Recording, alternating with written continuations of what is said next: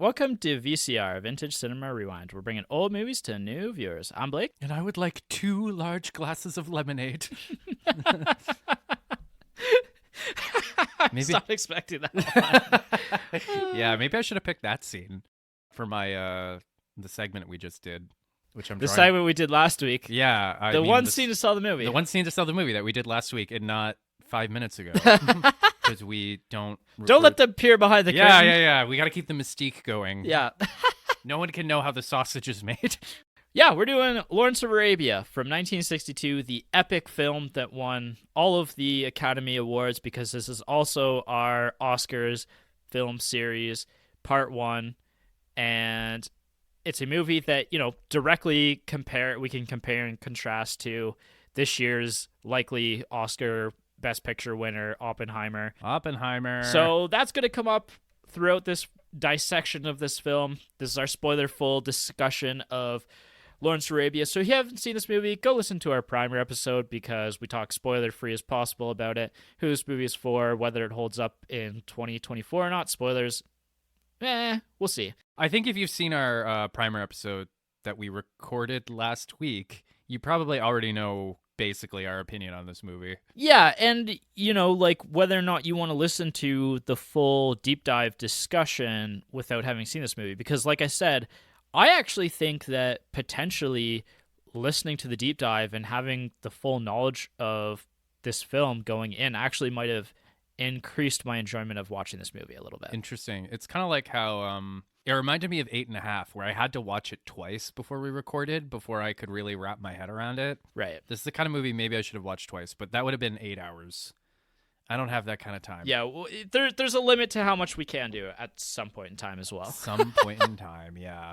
I do find it funny, though, that 2 weeks before we recorded, you were like, this is your 2-week warning. It's a 4-hour movie, and we're recording on this day. And I was like, okay. You grumble about my organization skills, but yesterday at 8 o'clock, Jason was like, I haven't seen this movie yet. I'm not sure if we're going to watch it or not. So. Yeah. No, I mean, between me and Jason, you have to wrangle us sometimes. Yeah. I admit that. Yeah. So I'm wrangling crazy apes. So yeah, basically.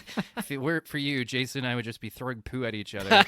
You know what? It would be funny, though, if you let me and Jason just do an episode without you, just to see what the two of us could come up with. I'm waiting for you two to volunteer up one. That would together. Be pretty funny. Yeah, we'll see. We'll see what you guys come up with at some point. I'm welcome to sitting one out. Yeah, maybe we'll do that. That'd be funny. Anyways, it's time to talk Lawrence of Arabia. Lawrence of Arabia. Starting in front of the camera and working our way back. And let's start with the opener, because this is kind of one of those start at the end and figure it out kind of movies. Yeah, I actually really liked the first maybe 10-ish minutes. Mm-hmm. So it opens with Lawrence hopping on his motorcycle, and just like the real T.E. Lawrence, he went down a hill, he came up the hill, his vision was obscured, he was about to collide with a group of school children on bicycles, so he swerved off the road, wiped out, and that's what killed him. Yeah. It's kind of an unremarkable death. Yeah, it's and there's that great shot of his goggles dangling from a tree branch. Right. And it's kind of quaint because he's wearing an old-timey leather jacket, riding an old-timey motorcycle with old-timey almost aviator goggles. Yeah. I was kind of looking at you look ridiculous, Lawrence. And then it's also kind of, and I want to tread carefully here because that's actually what happened to the real T.E. Lawrence. Right. He almost hit a bunch of kids, swerved, wiped out, died of his injuries in the hospital 6 days later or something. And yeah, I mean, I don't want to talk shit because this was a real person who died, but for such a larger than life figure, it's such a almost embarrassing death, you know? Well, I mean, it goes back to the mortality of all of us, right? I guess we could so. go at any time in any unmeaningful minor way. Yeah, I go. Let's think on that for a minute, viewers. And then, yeah, we smash cut to, we have that great image of his dumb goggles hanging from the branch. We smash cut to, a Roman bust, and it's his funeral. Yeah. And there's that great moment where all these, pompous British officials were like, oh, did you know him well? And he's like, I knew him. Yeah. And then the reporter goes up to a general, and he's like, could you give me some words on Major Lawrence? And the general's like, you want more words? And then everyone keeps repeating, oh, I didn't know him well. And then there's that great moment where the one official was like, he was a poet, a scholar, and a mighty warrior. Very iconic. Yeah, yes. and then he like turns to his friend. He's like, he was also the most shameless exhibition since Barnum and Bailey. Really loved that quote. Yeah. So like, I really liked it because it immediately sets us up. It immediately puts you in mind of like, well, who was this guy? Yeah, a very right? divisive person in history and has just died. And it kind of even reminds me, like, in the film historian sense, it reminds me of like a callback to Citizen Kane in a sense as well. Kinda, yeah. You know, again, it's this very divisive, and also like people seem to know of him, but nobody seemed to know him personally very well. Yeah. Well, and that actually, in a sense, goes back to like later in the film as we get to see the curtain pulled back on who Lawrence is and like the people that he truly connected with in the film, right? Like there's points in the film where he can't connect to his peers in the British military, but he forms like some really deep bonds with the Arabian people. Yeah, definitely. And then I actually did like, then we kind of, one of the dignitaries or whatever is like, oh, we performed a minor function on my staff. And then we smash cut to like, I don't know, 30 years earlier, and we meet Lawrence as a young man. And like, he's kind of likable, right? Yeah. Like he's, you know, he's smart, he's funny, keeps doing this weird thing where like he lights matches and then lets them burn all the way down to the tips of his fingers. And the one guy's like, I don't know what the trick is, Lawrence. And he's like, the trick is not minding that it hurts. Yeah. And I was like, all right, interesting. And then he's almost blatantly insubordinate with his peers or with his officers. And, you know, I think in the first scene we see him, he's like reading the newspaper and like he seems to know what's going on more than his superiors do. Yeah. He just seems, the impression is that he's smarter and maybe more curious than his superiors are. Well, and that a little bit speaks to who Lawrence is prior to the opening of this film. Like he's actually in real life, Lawrence was a bit of a scholar. Like he was an archaeologist, and he spent a lot of time before the war actually in the Arab countries doing archaeological research. So he is somebody who is knowledgeable about these people and their history. Wow, that would have been a great detail to include. Yeah, yeah. They really didn't touch on that at all. And I was reading about who Lawrence was afterwards and getting that sense of that. I was like, oh, you know, like it almost feels a little bit like somebody like Indiana Jones is inspired by a person like T. Lawrence, right? So it's something that I actually do agree with you. I don't know why that was skipped over, but I think that adding just one offhand line about that would have just added that extra layer of complexity to the character of Lawrence. Yeah, for sure. Let me just ask you something. By the end of the movie, do you feel like you have a good grasp of who this guy is?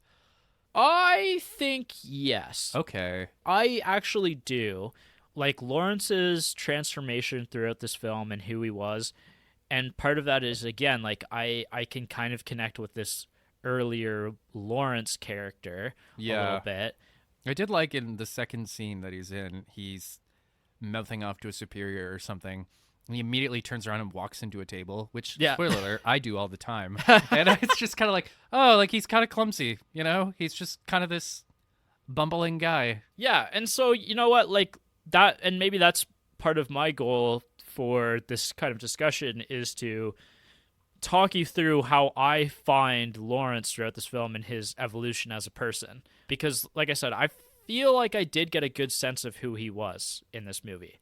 Okay. Although, you know, like, this is a movie based in a real person and a real moment in history, and to contradict what I'm saying right now and what this movie is saying, a lot of people who knew Lawrence really well say that this movie did not portray him well. Really? Okay. Yeah. I think there's a lot to talk about in relation to who he was, but at the same time, you know, just note with an asterisk there that maybe who we're talking about, who he was and who we know him as in this movie, isn't quite the person that's being represented. And that's something that, like, this is a movie for entertainment purposes. Yeah. If you want to get the full grasp of the history behind something like this, you know, pull up Wikipedia yourself or watch a documentary, basically, right? Like, yeah, definitely. That's not the primary motive for film is to entertain.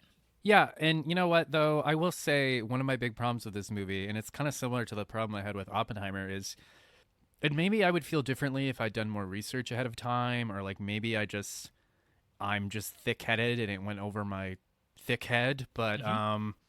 I didn't really ever have a great grasp of Lawrence or like who he was or what he wanted. You know what I mean? Right. A lot of that, maybe that's me bouncing off the movie, or maybe it's the movie being a little vague and insubstantial. But like, this is the big problem I had with Oppenheimer too, is I didn't really know who Oppenheimer was by the end of the movie, right? I know Well, and what it he leaves it a little bit ambiguous almost, and like and people Yeah. interject their thoughts on him, whereas this movie, other than the opening scenes, it doesn't really interject to add a lot of people's commentary on who Lawrence is throughout it, right? Yeah, and you know what? Maybe that's just thinking about this now, maybe that's by the first 10 minutes with that funeral scene, what was implicit there was, oh, this movie's going to show me who this guy really was. Right. And then by the end of the movie, I was looking at him and I was just like, I still don't know what the fuck your problem is, Lawrence. So, Right. yeah.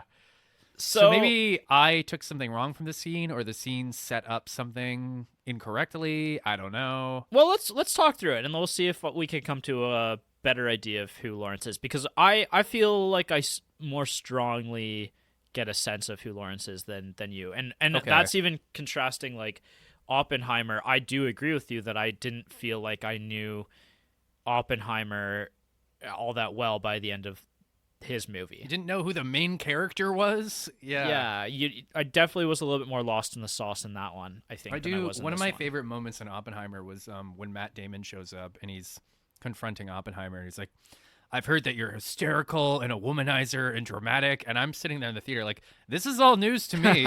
Like, Well, and yeah. that's the thing is like, and maybe that's something that Chris Nolan was conscious of in this film.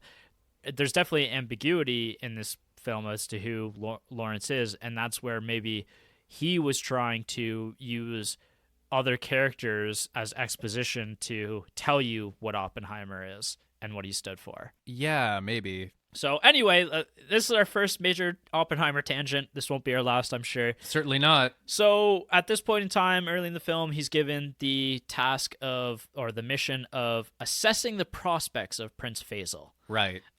which is as ambiguous of a mission as it sounds, and whether or not Prince Faisal's plans of revolting against the Turks and the Ottoman Empire actually is worth pursuing and Worth supporting. funding. Yeah, Yeah. exactly.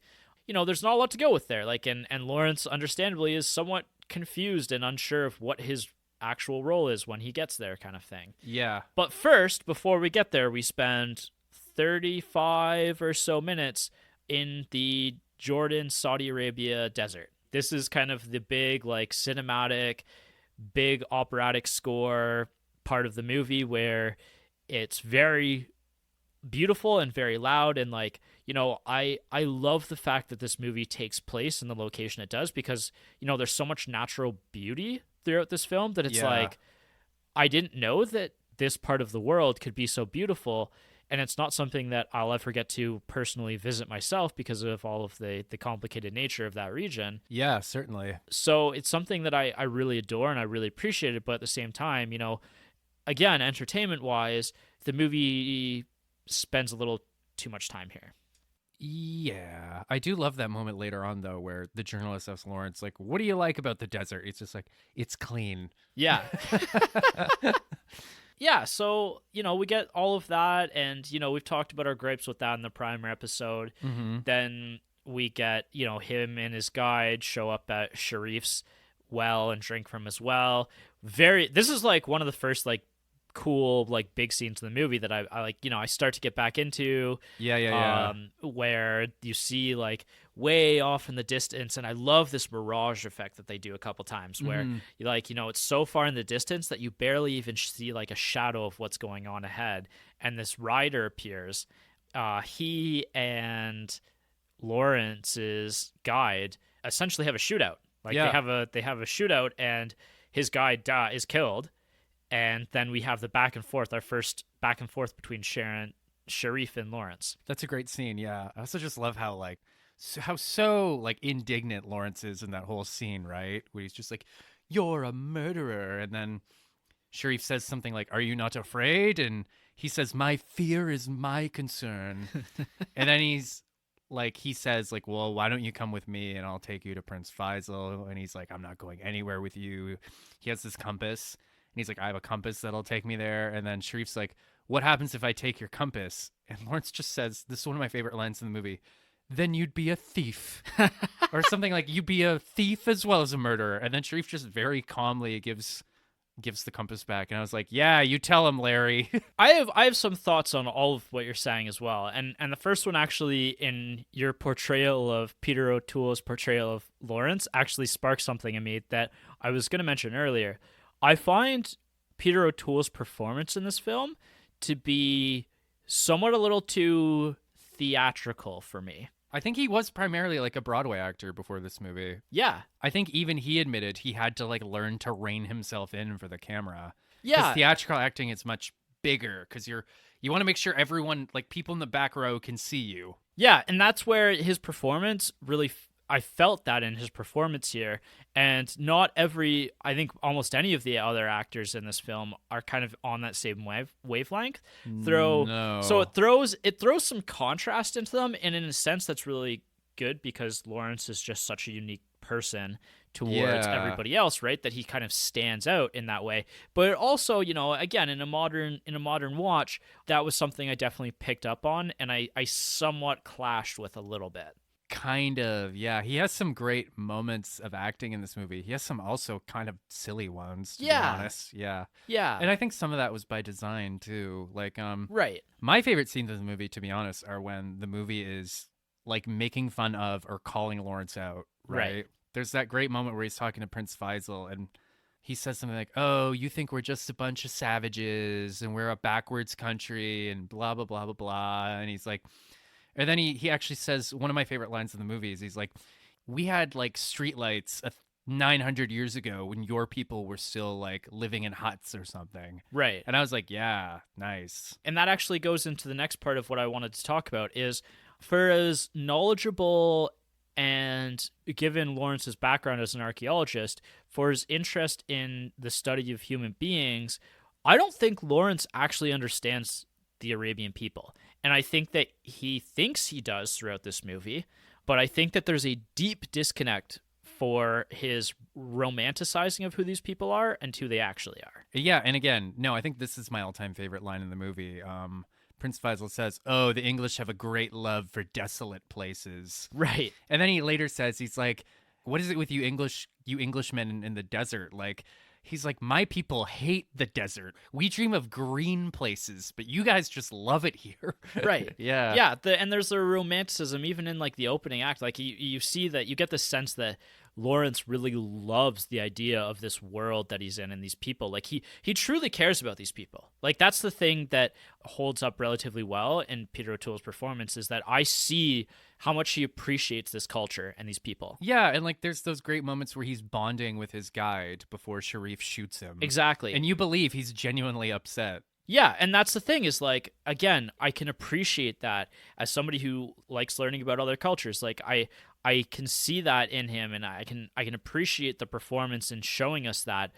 But ultimately, and this is part of the narrative experience of who Lawrence is he doesn't understand these people, and that really comes to the head by the end of this movie, is that his idea of who these people are and what he can do with them are very different from the realities of the Arab culture. Yeah, really, absolutely. And so that I think that's something that's done really well in the film, actually. Mm-hmm. So he eventually meets up with Prince Faisal, and he gains favor with him by essentially contradicting what the other British officer who's been tasked with accompanying Faisal throughout this advice that he gives him, and Prince Faisal's like own kind of thoughts on essentially giving up at this point. Like he's ready to pretty much throw in the towel against the Turks.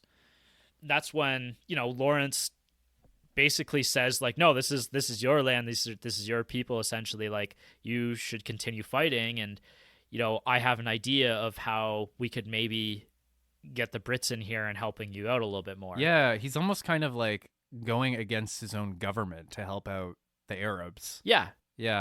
And so he comes up with this plan to cross the Nafud Desert and a plot to overrun the city of Aqaba, which is a very important strategic settlement for landing the British troops in Arabia and really opening this area of the world up to British influence. Yeah, basically. And this is, again, I love this, and this is where, this I really started thinking about Lawrence's place in this world. Everyone around him is telling Lawrence, this is a terrible idea. The Nafud Desert is not something that you treat lightly. Mm-hmm. How many days of crossing did they say? 16 days or something like that? Something like that, yeah. You're crossing this. There's absolutely no water in this desert. We're likely all going to die. Yep. And Lawrence is completely like, nope, we're going to survive. We're going to do this. This is going to be one of the most historic achievements to happen, kind of just thing. Like pure tyranny of will. Yeah. Like, fuck the desert, we're crossing it. Yeah, and they do end up achieving that. And then, so again, now we have another like long period of time, like 20 minutes or more of film. Camels in the desert. Yeah. Yeah. But they do succeed. They get across, right? And, it's not without some loss. Like, they almost lose Gassim, one of the soldiers he takes. They take 50 of Prince Faisal's soldiers. Something like that, yeah. And as well as 2 of these orphan boys who Lawrence kind of takes under his wing as his helpers, assistants, essentially. That was a pretty funny moment, too. They're like, we'll work for a shilling a week. And that other Arab guy's like, oh, that's a good deal. And then the one boy's like, each. And he's like, no, that's a bad deal. Yeah, that's Gassim. Yeah, Gassim, right. Eventually they lose Gassim, and Lawrence is like, we have to go back for him. And again, these people are like, no, he's gone. Like, this was the risk that we all took. And Lawrence disobeys them and goes back for him. And actually saves him. And he actually saves him. And in reality, that actually happened, where he went back.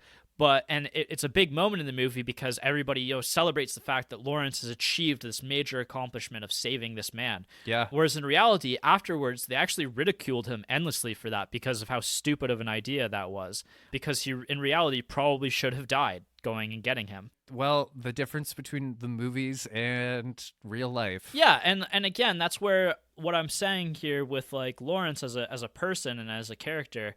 He doesn't understand these people in this place that he's in, even though he thinks he does. He also doesn't seem to understand consequences all that well. Yeah. And that's something that comes back over and over again throughout the film as well, and people questioning him and him just like being so assured of himself. But that's where, when he saves Gassim, we get one of the coolest shots of the entire movie with, again, the mirage kind of aspect and him appearing. Yeah. Just as like a technical aspect, this is kind of impeding on effects and filming, but they used a really, really special lens for that. And what they used was a 482 millimeter lens from Panavision. Like, they made this lens specifically for the shot. It's never been used since in the entirety of cinema, and Panavision, the makers of it, actually have this lens specifically on display at their studio, and call it the David Lean lens. Okay, interesting. So pretty groundbreaking, and it's really, really cool shot, and it's not something you'll ever see in another movie. Well, all right then. So just the ingenuity in the movie making here. I just wanted to I wanted to appreciate that for a minute. This is before VFX, when we actually had to be creative with how we shot things. Yeah, exactly. Yeah. Then that's where, afterwards he gets his Arab clothes, and that's the scene that I mentioned as the one scene to sell the movie in the primer. He kind of earns the respect of the people at that point. Yeah, almost and even like the respect of Sharif too, right? Yeah. Sharif and him clash quite a bit, and this is the first time that Sharif really appreciates him. And this is where their bond starts, because they're very close after this throughout the rest of the movie. Yeah, absolutely. Immediately after donning this new Arab clothing and him spending all that time with himself, and this is the turning point of Lawrence for me. Mm-hmm. So this is where Lawrence, as a charismatic, intelligent man, goes from that, and then he, like, with the scene with him like looking in the dagger and everything, like, to me that shows like Lawrence starting to believe in himself as a higher power, believe his own hype. Yeah, he's starting to think of himself as more of like a prophet and a deity than like a man. A person. Yeah, A and fallible person. Yeah, and that's where this scene is really, really crucial to me, and portraying that and showing like him becoming more than what he is. Yeah. There will be fatal consequences for that. Yeah, and so that's where, again, like I said, this is crucial to understanding who Lawrence is this scene. And then after that, like while he's doing all of this, the other chief interrupts him in a really funny way. Like Adwa interrupts his kind of moment of celebration. His preening, yeah. And it's really funny because he actually is taken aback, and like it's really awkward for a sec, because it's like if you're singing in the car and you look over and somebody's just like staring at you. That was a little too specific, Blake. It's just, you know what I mean, though? It's like Yeah. something where it's like it feels like deeply personal, and somebody has like caught you in the act of doing something like that. Oh, yeah. Like, it's one of those I didn't know you were there moments. Exactly. Yeah. It's like one of the moments of film, I think. And he catches him, and then this harkens back to when him and his previous guide are caught drinking from the well, and so Lawrence understands the consequences of this, but they're caught by the chief drinking from his well, Right. which is essentially, if you're not permitted to, Punishable by death. yeah, punishable by death is drinking each other's water. So something that I think the Dune series again alludes to quite a bit is the importance of water in the desert. Sure, yeah. And again, this is where Lawrence as a person starts to become more of the person he's going to be, in that he's able to actually convince the chief to join their cause and not have them all killed. And he does so in a way of like he basically says, "Are you the chief that I've heard about?" Because the chief that I've heard about would be noble and would do this and that kind of thing. And, you know, he wouldn't punish people who had just done this incredible feat of crossing the Navud desert and punishing them for drinking from his well.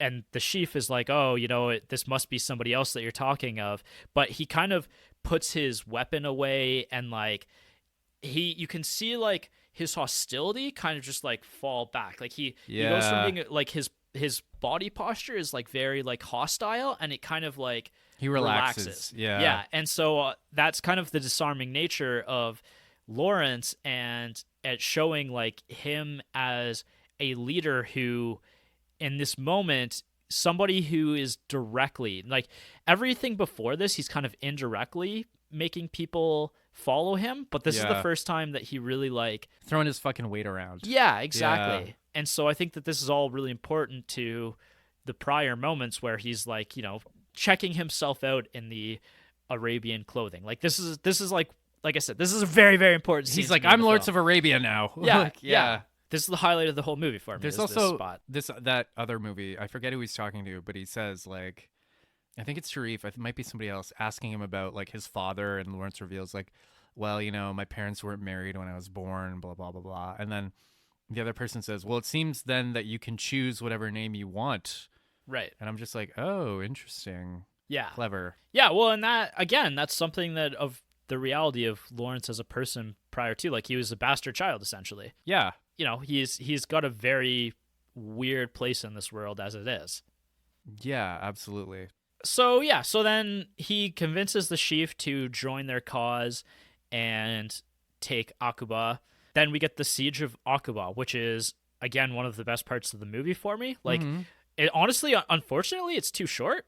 Because ironically, for all the long desert shots, the siege is over pretty quickly. Yeah, and that's partially due to filming constraints, but they filmed that in Spain, and it's a like very, very detailed recreation of what Aqaba was. Okay. And so this is something that actually happened in real life. He actually did siege this. Again, it's one of the coolest scenes of the whole movie because it's hundreds of horses, like literal hundreds of horses and camels laying siege to this little city, this outpost. It's incredible. Like I don't think I breathed for the like 3 minutes that it happened. It's pretty good. But that's where, you know, it's short, and then afterwards they're kind of all reveling in their spoils or lack thereof. Yeah. That's when they find out there's no gold there. Yeah, because he's essentially promised these people wealth and riches, and as well, like as another thing, like he's promised them, the military might being able to get the British, but these people are more interested in their own wealth and lining their pockets with the gold of the Turks, and they find out that that's not there, and they're pretty hostile towards him about that. Yeah, so that's when he's like, I'll go back to Britain and come back with gold. Yeah, so and guns. Yeah, so him and his two assistants at that point leave for Cairo to go and get more assistance on the gold that he promised them. And that's where I actually would have put the intermission, at the moment where he says, we're going to leave and we're going to go do this. That's, in my mind, that's the perfect spot for the intermission, because it leaves on this like big note, and then we start off again like with some traversal through the desert, and we get to where we're going right now, which is with Lawrence's first like, no, I missed a part. So even before the siege, actually, and this is something that we missed that's very important to Lawrence as a character as well, is when there's this big skirmish between the prince's 50 men and the chief's war band. Actually, one of the chief's men is actually killed by one of Faisal's men. Mm-hmm. There's this realization that, Lawrence and the two leaders have a discussion where they're basically like, well, we need retribution. Somebody has to die on your side. And Lawrence realizes that if the chief's group of people are allowed to kill somebody of Faisal's group, then this blood feud will continue. There won't be any sort of actual resolve here. Mm-hmm. And so Lawrence volunteers himself to be the executioner. And that's when we get this big realization that the person who actually killed one of the chief's men was Gassim, who he saved in the desert. Yeah, actually, that might have been the highlight of the movie for me. That's one of the few moments where I was like, oh, like, yeah, oh my. And then shoots him like 6 times, by the way. Yeah. I was like, wow, you got him. Well, I think, again, I think you're right. This is one of the highlights of the entire film, because it's like almost like a slap in the face to him and everything that he's achieved up to this point in time. But it's also a slap in the face to us, right? Like, as an audience, there's this heroic moment. Lawrence has done something that the Arab people don't even believe in him to do, and he saves this man when he goes out of his way to save this man and put his own life on the line, and in the end this man betrays him, essentially, by killing one of the chief's men. Yeah, it's also a moment where you're like, oh, maybe Lawrence isn't the great guy we thought he was. Yeah, because Lawrence, like you said, with Lawrence shooting him and like unloading his gun on him, that's where, Lawrence didn't have to do that, but there's something below the surface of Lawrence that's corrupt. Yeah, and you know what? Let's unpack that right now. Later on, when he gets back to Cairo or whatever, and he talks to his superiors, like, he's all shaken and he doesn't want to go back, and he talks about how he had to like execute somebody, and his superior's like, whatever, like, it happens. Right. And Lawrence's like, no, you don't understand. Like, I enjoyed it. Yeah. That's one of the best parts of that's one of the best little parts of dialogue in this movie, is him like, reckoning with himself and like realizing that he lost control in that moment. Or that there was something in that he enjoyed having power over life and death in that moment. Yes. And that's the biggest point of who I find Lawrence is he is a man who is extremely charismatic and really adores these people and adores their culture and wants to know more. But he's also somebody that has been given this little bit of power and is beginning to revel in it. And it's overpowering, in a sense, the kind, like, charismatic person that he is, because below the surface, and this is something that, like, you never know as a person, like, what would you do if you're given this unlimited power, essentially? I don't know, and I hope I never find out. Yeah. And that's maybe part of like what the great man films do, is like, it's a reckoning of great men and their struggles and like how the world perceives them, but also like when given all of this power and opportunity, is that healthy, I guess not. And you know what? Maybe we should get into this. Again, I've said before, the moments in the movie that I liked are the moments where the movie is calling Lawrence out or making fun of him. And like, this is where I think we can tie it into Dune. And like, hey, there might be some spoilers for the next movie if you haven't seen it yet. And potentially the third movie. Potentially even the third movie. But like, Dune, as it turns out, is a whole deconstruction on the great man theory, right? Right. Paul ends up becoming the god emperor of space, but then his actions lead to the deaths of billions of people. Right. The cult that he's created around himself becomes murderous, and it ends up causing the deaths of untold billions, to the point where I think the second book ends with Paul in disgrace, like wandering off alone into the desert. Yeah, and then in the next book, spoiler alert, I think he returns as a wanderer, denouncing the religion that's built around himself. Right. And Yeah. that's where, again, like the obvious connection to Dune here and the inspiration of Lawrence as a person inspiring who Paul Atreides is. I think that's, so deeply ingrained in the book of Dune. Well, I mean, another thing you could talk about with this movie and how maybe it hasn't aged well, maybe there's something a little problematic about it, is how it ties into that whole white savior trope. Yeah. Like, hey, I'm the white guy and I'm here to save you guys. Yeah. And this movie certainly hasn't aged well in a lot of different ways, but like, I guess the fact that they're taking that trope and kind of subverting it, where it's like, fuck you, Lawrence, you're making everything worse. It's kind of like, I mean, there's an argument to be made for how the Arab people are portrayed. I do remember there's this one moment where one of the Arab characters is like calling Lawrence out and being like, oh, you think we're savages, whatever. And then in the next scene, one of the Arabs is like speaking very monosyllabically and like referring to himself in the third person. And I was like, okay, movie, you got to pick a lane. Like, you got to pick a lane. I mean, if this movie was made nowadays, they would probably push it a lot further, and I think that would have been correct, showing maybe Lawrence is more of an asshole and how his actions are leading to a lot of deaths. Right. This movie is like self-aware, though. Like, there are lots of moments where the Arab characters are saying stuff like when he's leaving to go return to Cairo and come back. I think it's Sharif says, "Oh, and you're gonna tell all your friends about like the primitive little people that you palled around with for a while, right?" Or Prince Faisal has that great moment where he's like, "We used to have a glorious empire like 900 years ago. Yeah. When you guys were still like living in huts or something." So the movie has moments where it shows how problematic the British colonial thing is being. Yeah. But then I also think there's moments where they're showing, the Arabs as backwards and violent and shit like that. So yeah. I think this movie, you could argue and I mean, you've also got actors in brownface, so I mean, yeah, the movie's definitely racist. Yeah. So maybe it was a little progressive for its time, but yeah. Also, I have something else to talk about while I'm on a roll here. You're on a fucking roll. Yeah. Have I just been talking for 5 minutes? I have no idea. I'm entranced. Okay, Keep go. going. All right, I'll keep talking.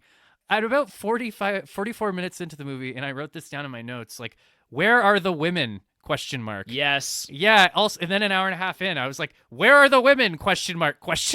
This is the longest film in history, not including like silent films, where a woman character does not have a speaking part in it. No, I mean, I think maybe there's one scene where you see some like Arab women in the background. You're like, "Oh, look, there they are." But like, they exist. They exist. Yeah, this is the most sausage festy movie I've ever seen. Yes. Like. No, it was just so funny. Like 45 minutes in, I'm just like, hey, like, are there any women in this movie? Yeah, that's something that stuck out as me as well in 2024, and it is something that has been famously noted.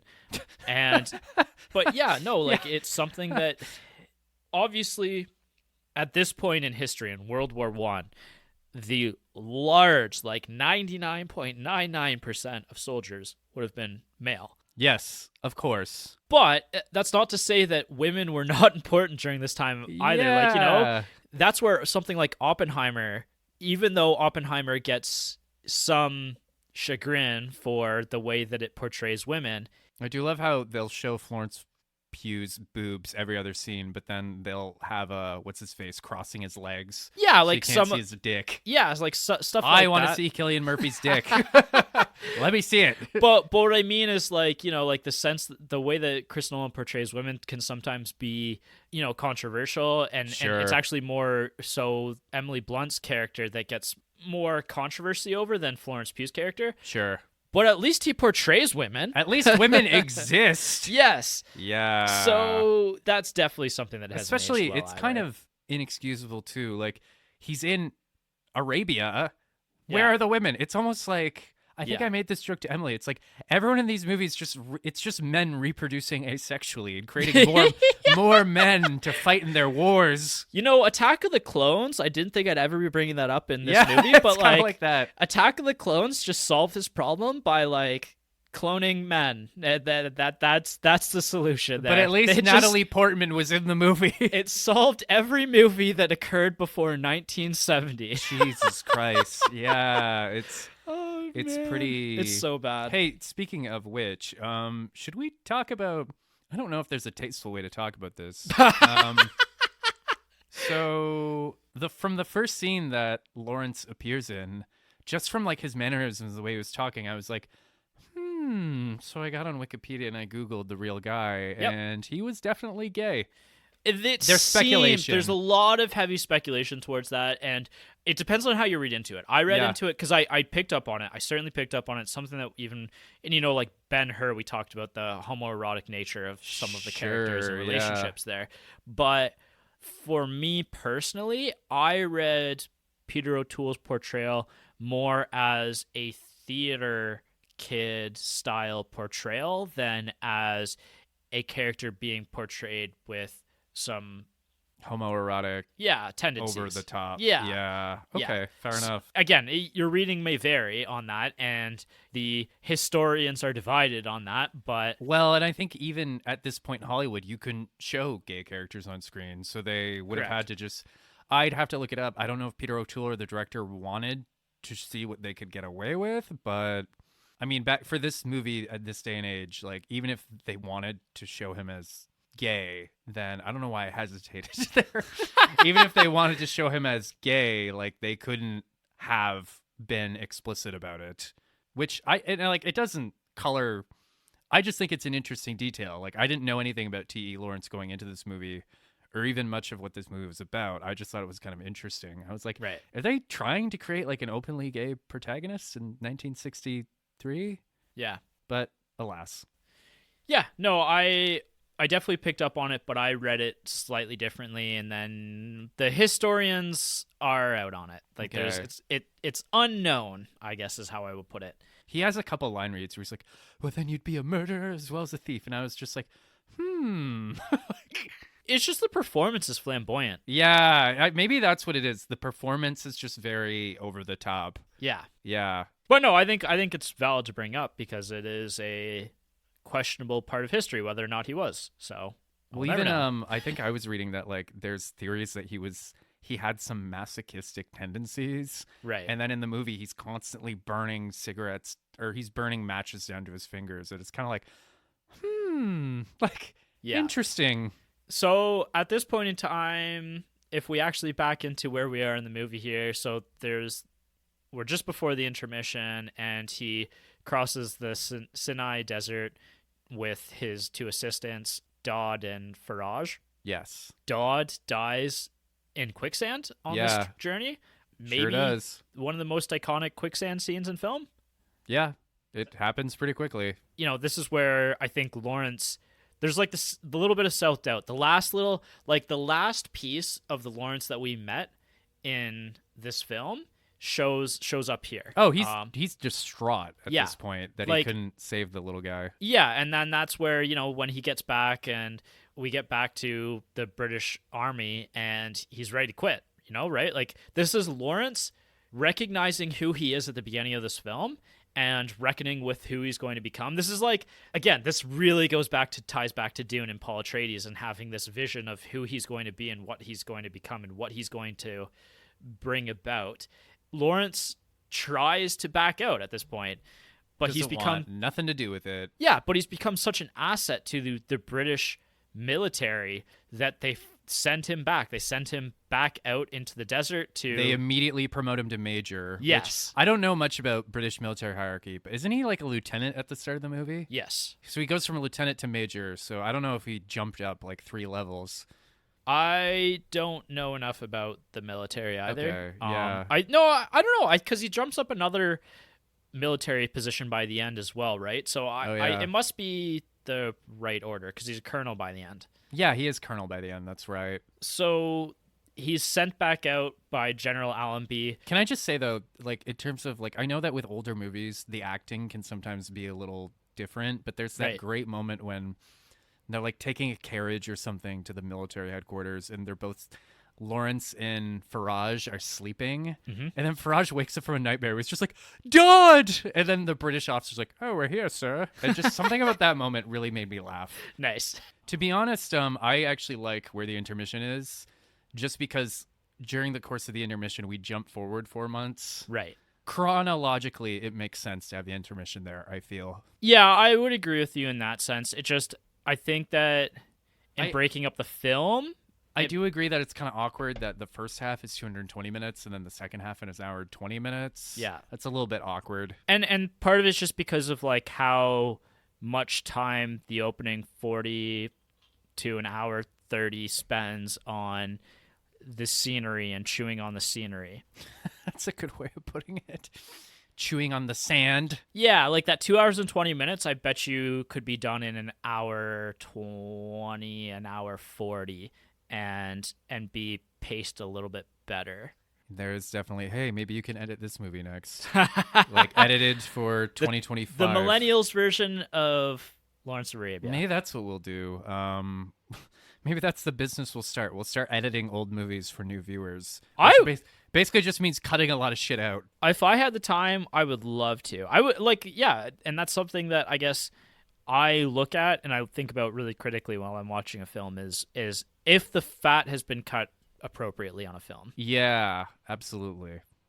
But anyway, let's dive into part 2 of the film. After the intermission, we get a little bit of time jump where Lawrence has now basically declared like a guerrilla war on the Turks and the Ottoman Empire. Yeah, he's become like a full-blown warlord at this point. Yeah. Almost. Yeah. And it opens with the train hijacking where they blow up the train tracks as the train's driving over them, and then they murder everybody on the train and steal a bunch of shit. Yeah. And I guess I should back up slightly in the sense that at this point in time as well, there's been somebody else who's joined the party, and that is the journalist? Yeah, the journalist Jackson Bentley. So this American journalist has kind of heard about the exploits of Lawrence at this point, and he uses Lawrence as a tool to almost like bring in the American people into World War I. He's essentially he admits to this. He's essentially writing hero fantasy propaganda. Yeah, right? Exactly. Yeah. And I think that that's a really interesting idea portrayed in this film. And I think that the actor playing Jackson Bentley does a pretty good job, and the screenplay does a pretty good job of like representing this aspect of the media, this dirty aspect of the media, which is, like you said, creating propaganda. Yeah, right. And then there's moments where he's like taking photos and like he's very clearly framing him a certain way. Yeah, right? I find that there's an interesting detachment that he has from what's going on around him. So in that scene where Lawrence is shot and then Adwa comes up and kills his almost assassin by the use of his sword, that's where Jackson pops out of the train and goes, wow, I've never seen a man killed by a sword before. Yeah, he's just like so nonchalantly says it, right? Yeah, he says it very matter-of-factly. He's just so like nonchalant about this whole thing. You know, there's at this point in time, like there's this really great scene where Lawrence is, you know, after he's been shot, he stands on top of the train and just kind of like revels in the chaos that he's caused here, right? Like, I can't remember what the scene is exactly called on movie clips, but it's something to the effect of in the shadow of the prophet. Yeah. That I actually wrote down in that scene. Like, that's a great shot too. Him walking on the roof of the train, the sun behind him. Yeah. And that's actually like something at that point I wrote down in my notes too, is that Lawrence has become a full-blown prophet at this point, or in his own eyes, he's become a prophet. Like, he's no longer a human. What's interesting though, and this is jumping ahead a bit, is that the journalist actually kind of turns on him by the end of the movie. Yeah. There's that great line where he says, like, oh, you rotten man, let me take your rotten picture for the rotten bloody newspapers. Right. Yeah, and I'm on Wikipedia right now. He's actually the guy at the beginning who says, like, he was my privilege to know him and to make him known. He was a poet, a scholar, a mighty warrior, and he was the most shameless exhibitionist since Barnum and Bailey. I didn't know that was the same I didn't know person. that either. I'm just reading it on the computer. So cool that connection. makes sense. Yeah. Maybe they should have given him like a very distinctive hat so we could have known. Yeah. It's too many old white guys in this movie. It's hard to keep track of all of them. That's true. Yeah. And really, like, the last small piece of Lawrence dies in these opening parts of Act 2 as well, when he has to kill Farage in order to not allow him to be tortured because he's been gravely injured. Yeah, that's another big moment. And so Lawrence kills him as like in a sense to like save him from torture, but it's also like, he's fully, in what you said earlier, he's fully gone native, and that's something that, is actually, I think it's actually spoken, like those words are spoken in this film as well, right? Yeah. And, again, that's probably not super PC of a phrase. Yeah, today, I was actually but, thinking when we said that last week, I was just like, Yeah, but it conveys the idea of what it means, in that Lawrence is no longer the person that we were introduced to in the opening shots of this movie. I think that part of Lawrence is dead. or at least buried. Buried very deep below, and he's become this messiah. Basically, in his own eyes, right? And the Arab people that are fighting underneath of him, they see him as this like great man who is allowing them to profit off of all of this. Like that's really the main goal of the Arab people that are fighting under him, is all of this wealth that they're stealing from the Turkish Empire. Yeah, there's that great moment where the one guy, I forget his name and I'm not even going to try, he steals like a white horse from the enemy and then he's going to ride off with it. Mm-hmm. And Lawrence says something like, oh, you got what you wanted and now you're just leaving. And he says like, hey, when you get what you want, you're going to leave too. Like, yeah, and that's a really good point as Yeah. well, right? But for Lawrence, he doesn't even actually see it that way, because I think that guy's speaking to the largest British Empire, but Lawrence is like just so in his own head at this point. Yeah. And when and- he kills Faraj, he doesn't quite, like he's not thrilled about it, but he doesn't really seem affected by it either. Yeah. And, like even at that point in time, I can't remember who it is that says to Lawrence, like, every time that you do one of these sabotages and raids, you lose like a handful of your men. They just go back home. Yeah. And Lawrence doesn't even, like, he's so unfazed by this. He's like, they'll come back later. Yeah. It's like, fuck it. Yeah, they'll come back once they've spent all the money or whatever. He just doesn't fundamentally understand human beings, it feels like, No, definitely not. To a fault. And then, like, he's so far up his own ass, too, at this point. And then him and Sharif enter that Turkish city of Dara, right? Uh-huh. And they're kind of scouting things out. And, like, Lawrence... By the way, that's a hilarious moment. Sorry, keep going. Yeah, no, and Lawrence, like... Again, Lawrence is just so far up his own ass at this point that he's just boldly walking around the city as a white man in like a very white, bold outfit, and he thinks that he's just blending in. Yeah, there's that great moment. I think this is when what's his name? Cherie, like, I forget what he says, but then Cherie looks up this guy and he's like, please be patient with him, my lord. Yeah. Like, yeah. I can't remember what he says something about them not recognizing him or something. Like, they walk by and he's like, oh, they're not going to recognize me and stop us. And then they're like, sir, we need to see your papers. And he's like, or not. Yeah. It's a really funny line, and I wish I remembered exactly what it was, but... And then he has that very weird encounter with the general at, what is it, Dara? Yeah, he's so lucky in this sense because they don't actually realize who he is. They just think he's a deserter. Right. Lawrence, rather than, just play along with it and, try to, like, get out of this unscathed, he lashes out at them violently. Mm-hmm. And this results in him being tortured, flogged, potentially raped. That's somewhat implied. There's that extreme close-up shot of the general's lips, which usually has a seedy implication to it. Anyways. Yeah, and then he's thrown back out. And again, this is that other moment where the prophet Lawrence is just smacked away. Yeah. In this moment again. Humbled. Yeah, and the old Lawrence reappears here, and the unsure of himself Lawrence reappears very strongly. And Lawrence actually tries to leave, doesn't he, at this point? Like, he tries to go back to the British Army. Yep. At this point in time, like, he doesn't even fit into the British Army anymore. Like, Yeah, he's a man without a country, so to speak. yeah. At this point in time, like, with how awkward he is there, he's convinced by General Allenby to push ahead with their big plan to take back Damascus.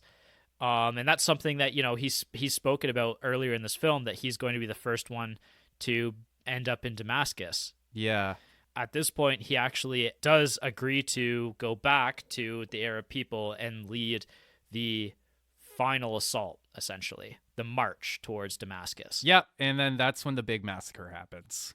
The big no prisoners moment. Yes, that's one of the more iconic scenes of the movie, just in the sense of how, like, dark it is. Yeah, this is when the movie finally, and then we see like the complete, because up until this point, at least for me, the war has always felt very like distant. Yeah. And like the violence has always seemed very, like, we've seen people get shot. Lawrence has gotten shot at one point on screen. But it's like old school violence. Yeah, it's always felt very sanitized, Yeah, or distant. This is the moment though where like there's that great shot of like the complete devastation, and you're like, like, there it is. Yeah, that town is like just utterly obliterated. Just fucked. Women and children, all like bodies splayed out everywhere. Well, like... just children. There's no women in this movie.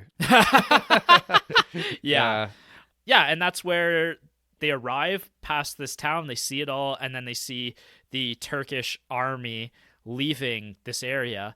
And there's one man who's screaming, "No prisoners, no prisoners." And that's when Adwa says, like, to Lawrence, this is that man's, like, village. And he charges them, even though Lawrence is saying to stay back. And, the Turks do the obvious thing when a lone man is charging them. With a sword. Yeah, they gun him down. Yeah. Lawrence, at that point, starts shouting "no prisoners" and goes full charge on them with his entire army. Yeah, it's the same energy as Daenerys Targaryen burning King's Landing. Yeah. Just like, fuck it. Yeah. Yeah. Like, even at this point, like Sharif is begging him to stop, right? Which is an interesting inversion from how they met, where Yes. Lawrence was all like the pacifist who didn't want anyone to get hurt, and Sharif had a very cold, detached attitude. Now they've done a complete 180 on each other. Yeah. It's one of the more devastating scenes of the entire film, because it's like all humanity in this person is gone at this point, it feels like. Pretty much. And it seems so senseless, too. Yeah. Yeah. Yeah, it really does. Like, it's a hard scene to watch. Definitely, yeah. And that makes it all the more effective. And it completes, like, that final transformation. After that, they do eventually make it to Damascus, and they make it there first. They're there before the Brits are. Lawrence tries to mediate a council of Arab people and Arab tribes to administer the city and essentially, like, take control of this area. Again, this is like the fundamental problem of who Lawrence is in not understanding these people. The tribes just don't get along. They don't fundamentally want to run a large, like, city like this together. Yeah. No, there's too much bad blood there. Yeah, they're just not a people who are interested in this Western idea of councils and, democracy, right? That's where, and it's not helped as well that the British forces end up cutting all of the power and utilities and everything. Yeah, that wasn't a good move. Yeah. But Yeah. At the same time, like, Lawrence is eventually abandoned by everyone except for his two most loyal followers, Sharif and Adwa. Mm-hmm. Even at that point in time, like, they basically, like, throw in the towel and they say, we did this all. And there's even at that point, like, there's starting to be suspicions amongst the Arab people about what the British people really want in this war. Yeah, and I mean, it's pretty clear that, like, this is pre-World War II when they still had colonial shit on their mind, right? And I mean, this gets called out by the Arab characters a few times, right? Right. They have no illusions about what the Brits really want. Yeah.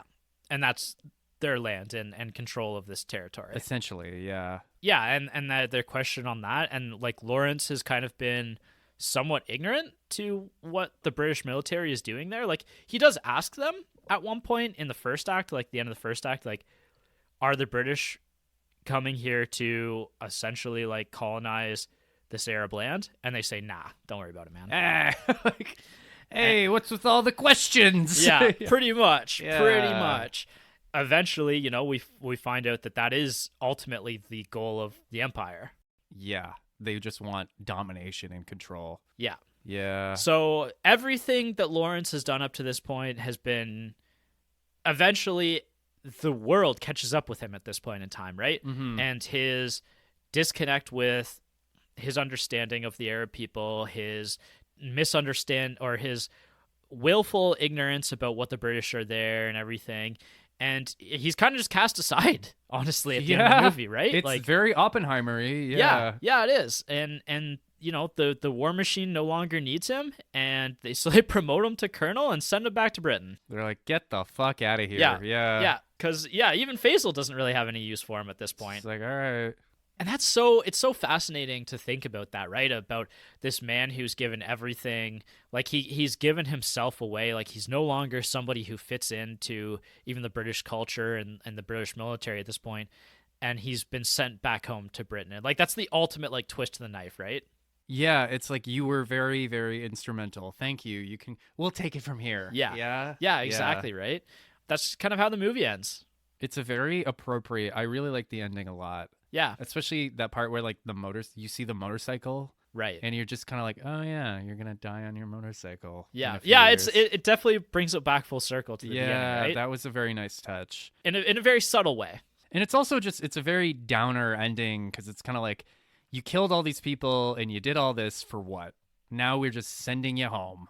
And that's, I think, ultimately often where the great man's story ends, is it's for you to judge what your thoughts are on this person, but ultimately this person was cast aside like any other great man. Like the great man serves a purpose until he no longer does. Until Yep. Yeah. And I like that ending, because I didn't really like Lawrence all that much. I was just like, yeah. Yeah, like I don't know that I would say that I liked Lawrence either, but I liked Lawrence's character arc through the film. Yeah. I actually found it pretty fascinating, despite the issues with pacing that I had that we've talked about extensively. Well, it is kind of like, you go from naive outsider to insider to hero to tyrant to murderer to nothing. Yeah. Now go home, Lawrence. Yeah. Thanks for playing. So do you feel a little bit more like you understand Lawrence talking through this now at this point, or nah? I mean, like, I mean, I got it.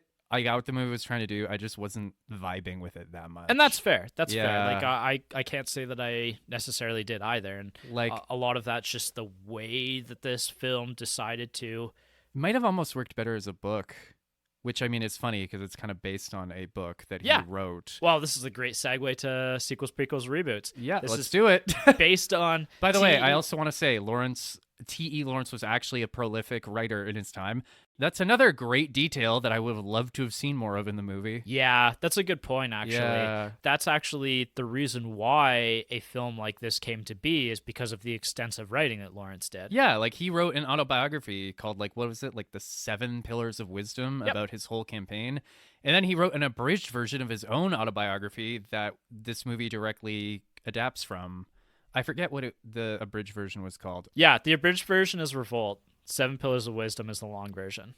I think that's the biggest piece of this, is the autobiographical nature of this. Although there's been so much discussion and dispute amongst historians about, the reliability of Lawrence as his own biographical. Oh, one of the first things you learn in English class is that every first-person narrator is full of shit. Yeah. Yeah. Well, and I think that, part of that comes back to the infallibility or the fallibility of our memories, Oh, yeah. Jesus. Like, you and I might experience the same thing an hour ago and have very different memories of what that experience was. Yeah, that's a good point. Looking back on your life over a course of years, there's definitely going to be things that you view differently from the rest of people, and you might embellish things yourself and not note, especially if you're like, you lean more towards like a tendency of self-aggrandizement versus Yeah. self-deprecation. Yeah, I'm trying to think of the right word, but yeah, that's pretty close to what I was thinking. And then Lawrence as an archaeologist doesn't really get brought up, but I think that's pretty crucial to his person before this, and why he's so interested in the Arab nation. Yeah. So there hasn't been any like sequels to this, obviously, because this covers like Lawrence's entire formidable life. Formidable is a good way of putting it. Yeah. I hope that when I die and you give my eulogy, you describe me as formidable. I believe that there is. Maybe that there wasn't. I thought there was maybe some other adaptations of Lawrence of Arabia. According to Wikipedia, there was kind of a made-for-TV sequel, I think. Yeah. In 1990, there was a. I'm just reading this from Wikipedia. There's a sequel with Ralph Fiennes. Yeah, it was called A Dangerous Man: Lawrence After Arabia. Yeah, you're right. With Voldemort. Yeah. I don't think it did very well. I doubt it. Although it is significant for Ralph Fiennes' career, apparently. Yeah, it looks like, some people did okay. Oh, and it looks like it won an Emmy in 1992 for Best Drama. So maybe it was all right. Maybe we'll check it out. I'm not sure if I'm going to have time for this one. I watched seven Tremors movies. I'm not sure if I have time for another. Lawrence. Are you done with the desert? I'm not done with the desert because I'm excited for Dune Part 2 in a month. But oh yeah, really excited for Dune. Maybe Part I'll 2. watch it, and then in our next episode, I'll give you a little rundown on it. Yeah, that seems fair. I watched 7 Tremors movies. You could watch a TV movie. It's only an hour and 7 minutes too. So. Perfect. they went they checked their time and they checked the first movie's time and they went, let's do the exact opposite. And it came out in 1990, so it was like 30. It's the rare delayed sequel. The other thing about the comparison of the real life Lawrence to the movie is I think sometimes I was a little confused about like how long this kind of took in the movie. Like days or months were spread out like over the course of the movie that we saw of Lawrence's life. The movie actually took longer to make than what it was portraying on screen. Yeah, so I think it was like this is about a year in Lawrence's life that this took place over, and maybe just under a year. Mm-hmm. And the movie took like well over a year to shoot, and then all the extra time editing and everything else, right? Interesting. I did hear that apparently, what's his name? Peter O'Toole really hates this movie just because of how difficult a production it was. Yeah, let's talk effects of filming right now, because that was something that I was reading. Like, that was one of the last things that I read, is that he was injured constantly throughout the filming of this. He received third-degree burns, sprained both his ankles, tore ligaments, broke his thumb, dislocated his spine, fractured his skull. How? He got bitten by a camel, sprained his neck, tore a groin muscle, and was concussed twice. Wow, were they just beating the crap out of him between takes? Well, he almost died at one point. Like, during the scene of the Aqaba siege, yeah, he fell off of his camel, or he was thrown off of his camel during the Aqaba scene. In real life, Lawrence almost died during this as well. He was thrown off, and because he accidentally shot his camel in the head while they were charging. Very heroic move. And then O'Toole was actually, again, thrown off at the beginning of the shot when they yelled action, because they shot a rocket to tell everybody that the scene was starting. As Getting you like do. several hundred extras to like charge this. You needed that kind of like... You needed artillery. Yeah. They actually said that O'Toole was like temporarily blinded by that, by being like kicked off and hitting his head or something. And then apparently the camel was trained to, if anybody, like, camels are trained to stand over their riders if they fall off. So the camel just stood over top of him to make sure that he didn't get like run over. Huh. Yeah, he was lucky that he didn't get trampled over and that his camel just stood on top of him, essentially. Wow. So, yeah. Interesting. Very, I can understand. Is that like the record for the most injuries sustained during a movie? It's certainly ever? up there. And also another point of saying that you can't make these kind of movies today, or they don't make them like they used to, because making them like they used to results in near death of your main star. Well, no wonder Peter O'Toole was drunk the entire time. Yeah, that's actually a really funny note too, is how smashed he was. So hammered all the time that Alec Guinness made a note to comment about it and say how he lost all respect for O'Toole as an actor by the end of this film. And you know what? If they thought you were an alcoholic in the 60s, you must have been a raging alcoholic. Yeah. Because everyone was drunk back then. Yeah, all the time. So I do want to mention quickly as well, like, where this movie was shot, because watching this, I assumed that this was all shot in some part of Arabia. A lot of the desert scenes were shot in Jordan, but there was some issues like with the shooting and the location and just securing everything, where they ended up moving locations and shooting the bulk of the film in Morocco, Almeria, and Spain. And that's where they recreated the Akuba set, was actually in Spain. Okay. And that's something that I did want to note as well, is just like the level of detail, the attention to detail that was put into this film is noteworthy, in my opinion. Like, the Akuba set was recreated on a level of detail that it's hard to imagine a modern day movie spending this kind of time and energy on when they could just CGI stuff. The set, they built 300 buildings. They thought really hard about what this set would have looked like in 1917. It's an incredible feat of reconstruction of this time period. I will say, as much as maybe this is maybe to the detriment of my enjoyment of the movie, this movie is epic. Yes. In back when that actually meant something. Yes. Yeah. I agree. I mean, this movie, it like you have to admire the scope and the grandeur. Even if I personally think the scope and the grandeur kind of maybe overshadows some of the story itself. I very much agree with that sentiment. And speaking of like how they were kind of able to pull off the epic nature of it, almost every movement in this film is moving from left to right to frame this film as a journey. Oh, interesting. That was like a very conscious decision that they made. Huh. Oh, this is like a tiny detail that I'm going to mention a few other tiny details. This is a tiny detail amongst the tiny details that I really love. The costume designer actually came up with like a subtle way to show Lawrence's transition throughout the film and how his failing grip over his warband. So as the movie progresses, his robes become thinner and thinner until they're basically like they're gone, essentially. They're translucent, and they're less and less material on him. So it's just one of those little details that I thought was really neat. All those extras were actual soldiers. They used Moroccan soldiers for the Turkish army. They were actually planning to shoot the massacre scene in a lot more detail, but they ended up not being able to because the Moroccan army weren't getting paid for this, and they kind of hated being on set and filming this movie. Well, I guess them and Peter O'Toole had stuff to bond over. Well, they actually took pot shots at the cast and crew while they were not filming. Okay, you really can't make this movie anymore. Yeah, other soldiers were deserting between takes and never came back to set. So things were a little shaky on set with the Moroccan army.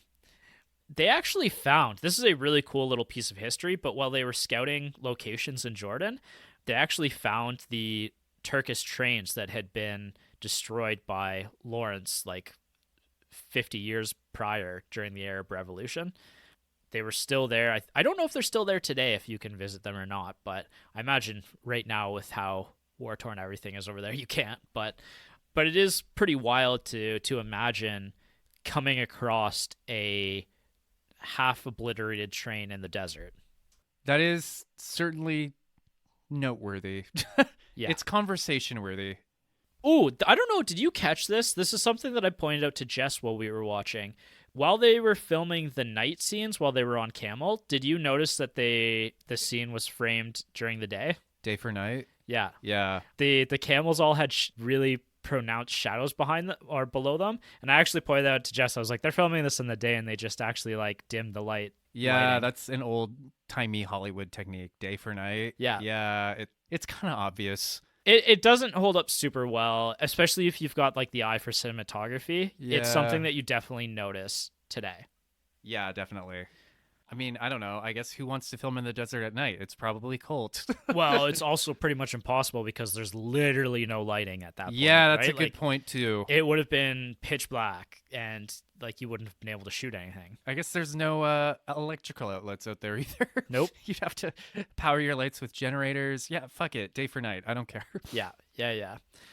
The score of this movie is one of the most iconic scores of all time. You had to have noticed it on this movie, right? Vaguely, but why don't you explain it to me anyways? Well, it's like this big orchestral score. It was made by Maurice Jarre, who was only given 6 weeks to compose 2 hours of score for the entire movie. Yeah, it was kind of a bit of a gong show trying to get the score together. Like, they had people who quit on them because they had a couple different composers. They wanted to have two different scores originally. Like, they wanted an Arab and a British score, and they wanted to like intermingle them and kind of play with that idea a little bit. Mm-hmm. And it ended up kind of coming out not very good, and I don't think both of the composers really spoke to each other at that time, so I don't know how well connected they would have been. And so they got Maurice Jarre to compose like something cohesive, and they ended up really loving it. He actually is somebody that we quickly mentioned on another movie that we've done, and we did it last year actually around this time of year, and that was the 1990 film Ghost, which is a film which score I also really liked. Right. In which we've talked about recently. You and Jason, I mean. Yeah, right. Yeah. We talked about it last year. I was a big fan of Ghost, and I very vividly remember the score of that film because it was really well mixed and composed. Mixed? Yeah. And then he also scored Dead Poets Society as well, so that's another movie we should do one of these days. Certainly. But it's really hard not to think about like the legacy of the score of this movie because, like I said, like there's no way that this isn't the primary influence for John Williams' career. No, definitely not, right? For the Star Wars thing, yeah. Yeah, and even Indiana Jones, like while I was watching this, I was like, oh, this feels like this character, and the fact that they didn't bring up that he was an archaeologist, but I think, in my opinion, they really should have. But like, I really deeply found the connection between Indiana Jones and Lawrence Arabia in much the score, but also a little bit of the character background. Yeah, no, absolutely. This is actually considered by the American Film Institute, AFI, as the third best score of all time. Can you name what number 1 or number 2 are? Is Star Wars up there? Star Wars is number 1. Okay. Indiana Jones number 2? Gone with the Wind is number 2. I don't think you're going to guess that one. We should do Gone with the Wind at one of these points, I think we'll do too. it next year, maybe. That's another 4-hour epic. Yeah, and we can only really have time to do one of those a year, so. That's true. And that movie is another one of those won every Oscar ever movies, so. Yeah, that's true too. So I think we'll do it next year probably. Or actually, no, sorry. Next year, I've got plans on potentially revisiting The Godfather because that'll be the year that The Godfather 2 swept. Oh, 50 hey, years. I'll definitely there for that. Yeah. So we'll do The Godfather 2 next year, and then we will fit in within the next couple years at some point. I really want to do Gone with the Wind. I've never seen it before. Oh, You? really? Okay. I saw it 12 years ago. Yeah. I was 18. It's an old-ass movie. Thoughts on Gone with the Wind? I remember liking it. Cool. All right. Yeah. We'll talk about it later. We're doing this. This is Lawrence Arabia. So a couple of comments on the look back at the times. Peter O'Toole almost didn't get the role of Lawrence because maybe somewhat famous actor at the time, Marlon Brando, was originally the primary target for playing Lawrence. Holy shit. Can you imagine Marlon Brando as Lawrence?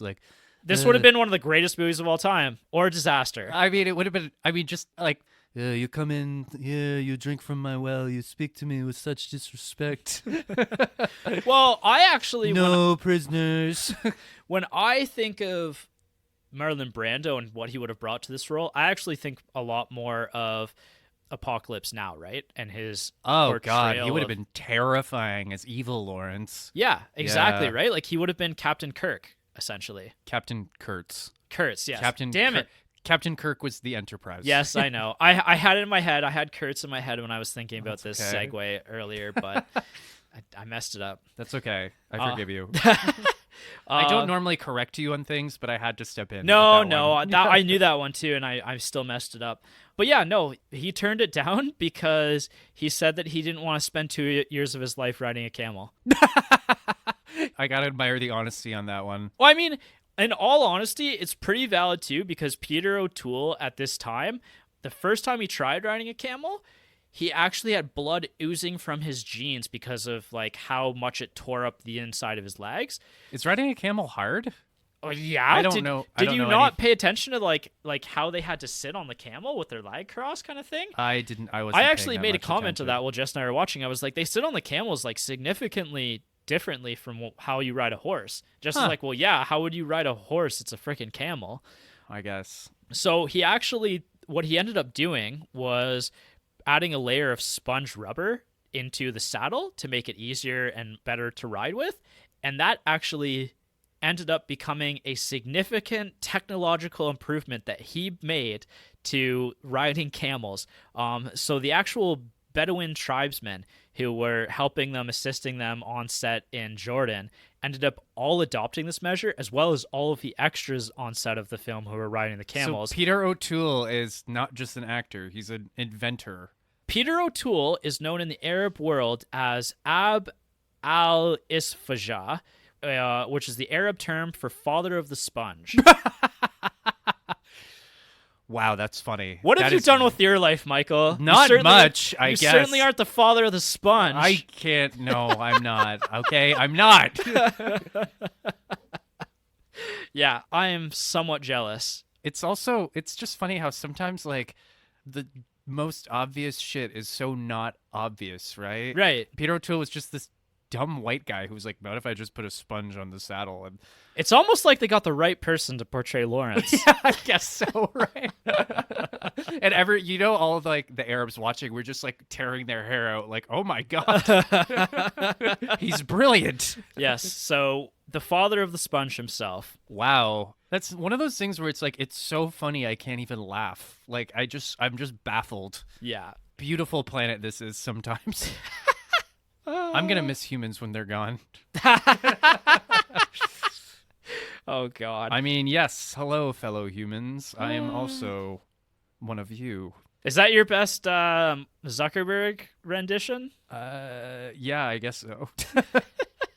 Whatever do you mean? We've been recording for a while. We're starting to get a little loopy. Yeah, we're wrapping up very shortly, but we do have to talk Academy Awards before we wrap up on the legacy this of the one film. won a lot. It was nominated 10 times for the Oscars.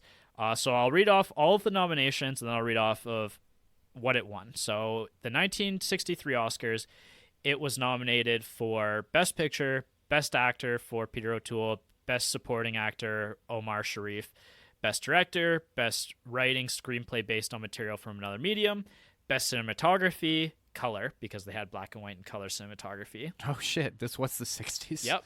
Best Art Direction, Best Sound, Best Film Editing, and Best Music Score. It won Best Picture, Best Director, Best Cinematography, Best Art Direction, Best Sound, Best Film Editing, Best Score. 7 of the 10. Wow, good for them. The only 3 that it lost was Best Actor in a leading role and Best Supporting Role.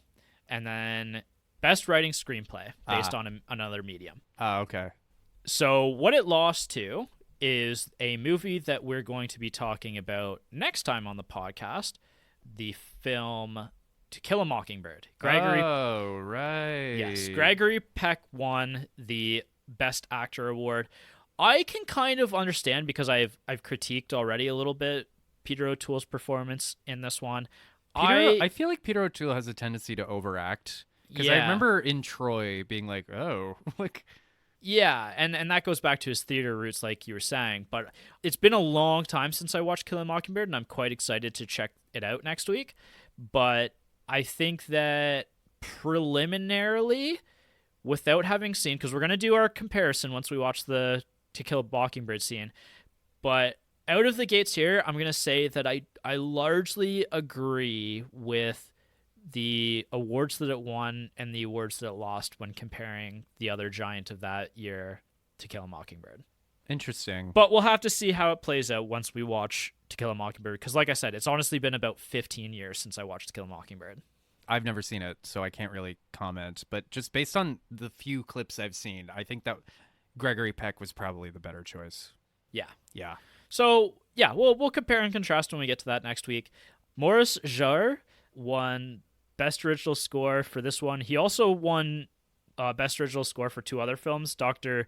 Zhivago and A Passage to India, both of which are also movies directed by David Lean. Interesting. Yeah, so good collaboration there. They're like the OG Chris Nolan and Hans Zimmer. Hans Zimmer, eh? Yeah, they're like the original pairing. Yeah, I guess so. And then massive influences on other films. We've talked in depth at this point about how much this film influenced Dune. So I don't think we have to talk about that anymore.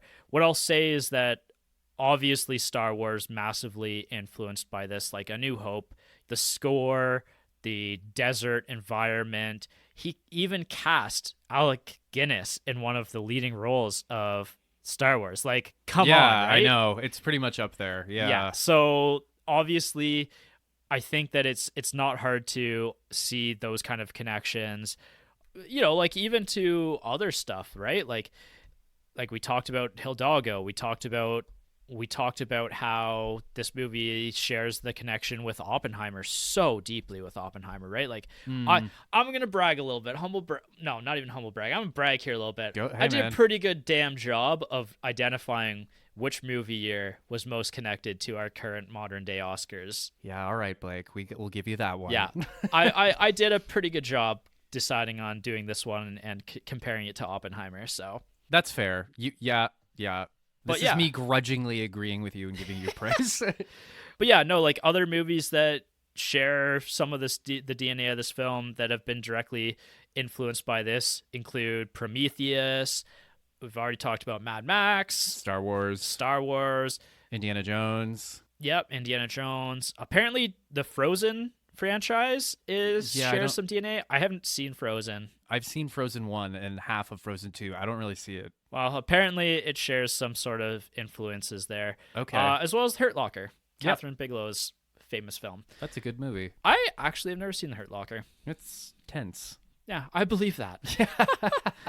And then finally, Steven Spielberg commented at one point that if this movie was made today, he figures it would have cost at least $285 million to make. So one of the most expensive films of all time. Yep. At the time that it was made, it cost $15 million, Oh, which God. is like, Inflation has really done a number on our society. oh yeah, because even then, like that would have been one of the most expensive films of all time. Oh, are at you 15 kidding? mil. And like 15 million today, that's going to get you what, like a cutesy artsy movie. Yeah, to compare, like The Godfather 10 years later was made on a budget of like $4 million. Wow.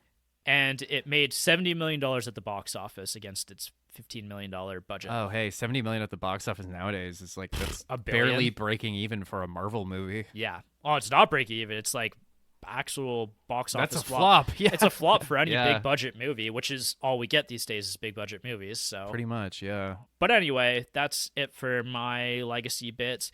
Oh no, I do have one other silly little piece of legacy trivia. Hit me. So the King of Jordan, King Hussein, not Saddam Hussein, but King Hussein, was a massive fan of this movie and frequently visited the set while they were filming. Okay. Because he allowed them to film in Jordan. He had soldiers assisting them and playing some of the soldiers earlier in the film.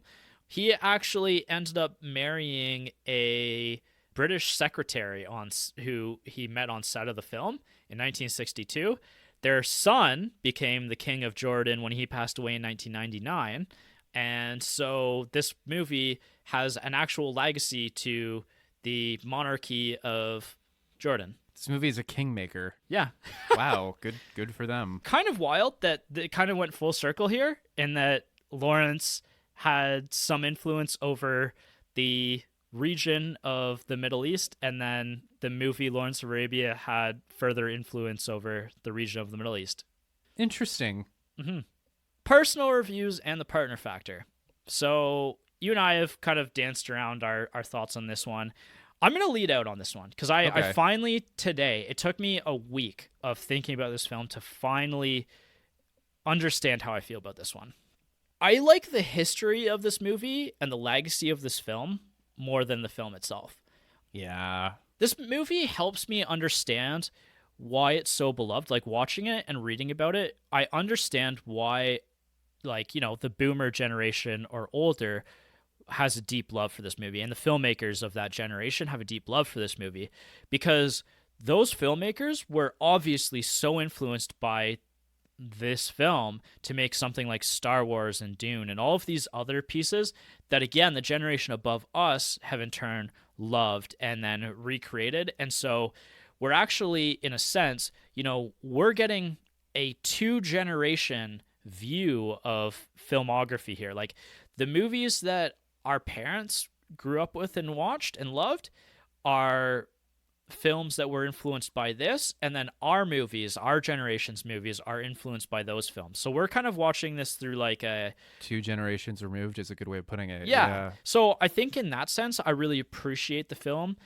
but obviously there's the aspects of the film that are racist and outside of the time period now and would never be done today and shouldn't be done today. No, yeah. There's the pacing issues that I have significant issues with. There's the startling lack of estrogen on the screen. Yeah. So all of those stuff like ultimately make this a really flawed film. Like I can't say that I would put this in my top 100 movie list of all time. Like, I understand, like, if I was making this most historic 100 movies of all time, like most historically important films. Sure, yeah. If we had to compile a list of like the most important movies ever, this would probably be on there. Oh yeah, it would be pretty high on there. But for me, it's not a movie that I think I'll return to. And in comparison, I've been itching for like 2 years to revisit Ben-Hur. Yeah, it's been 2 years since we've seen it. Yeah, I think that's ultimately where I leave my opinion, is that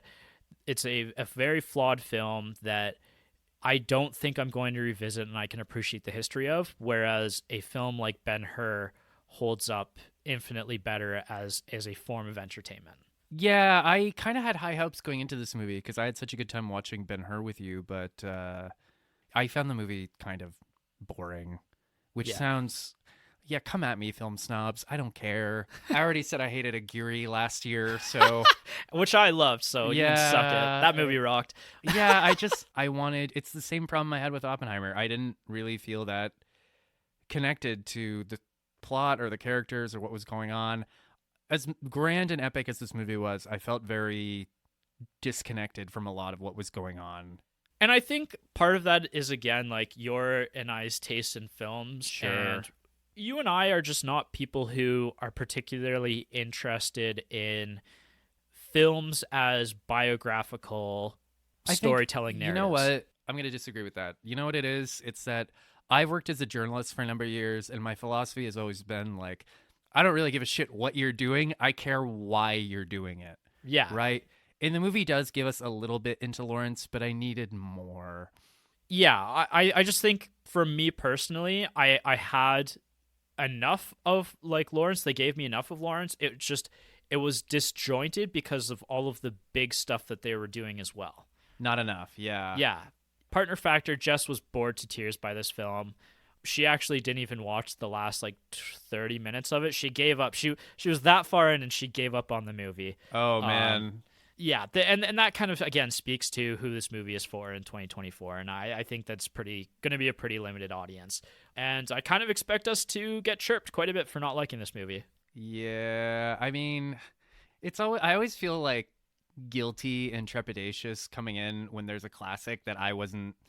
It's a movie that like everyone else loves that I'm not super into, but like I would lose respect for myself if I was like, it's great. Do you like it? I like it. Yeah. You know? Well, it's kind of like when you're a young man and you're on a date with a beautiful woman. You're like, I love olives. She's like, I hate olives. You're like, I hate them too now. Like, yeah. What a weird metaphor.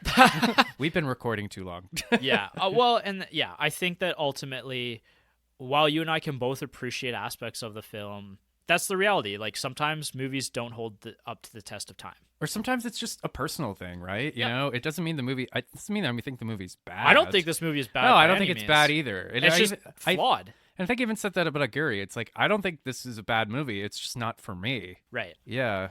Yeah, I think that's it. I would love to hear some opinions about this movie. I would too. I would really, really, really. If there's anyone who's watched it recently, I would really like to hear what people think. So would I. And maybe I missed something. Maybe I misinterpreted something that would fundamentally change my viewing experience, but I don't think that it would. No. Sound off in the comments. Let us know. Yeah, if you want to argue with us, go right ahead. We encourage it. Yeah, and if you're on Twitter, trending Vintage Cinema Rewind hates Lawrence of Arabia.